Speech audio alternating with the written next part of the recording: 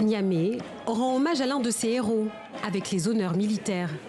Terminée l'avenue du Général de Gaulle, remplacée par l'avenue Djibo Bakary, du nom du premier maire de la ville et fervent partisan de l'indépendance. Le régime nigérien efface peu à peu des noms évoquant l'ancienne puissance coloniale française. Ce mardi, plusieurs lieux symboliques de la capitale ont été débaptisés.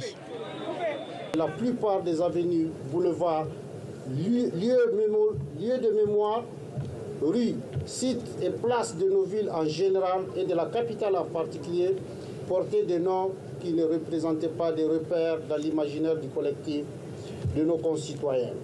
Désormais, nous allons promouvoir nos intérêts nationaux, revalorisant notre histoire et faire honneur à nos ancêtres.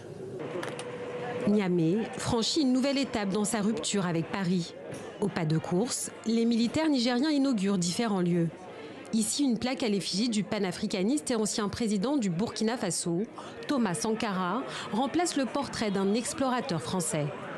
La place de la francophonie est renommée place de l'Alliance des États du Sahel.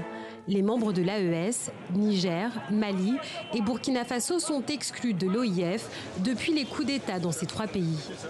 Alors dans le public, l'initiative est saluée notamment par ce membre d'une ONG dirigée par le militant béninois Kémy Séba.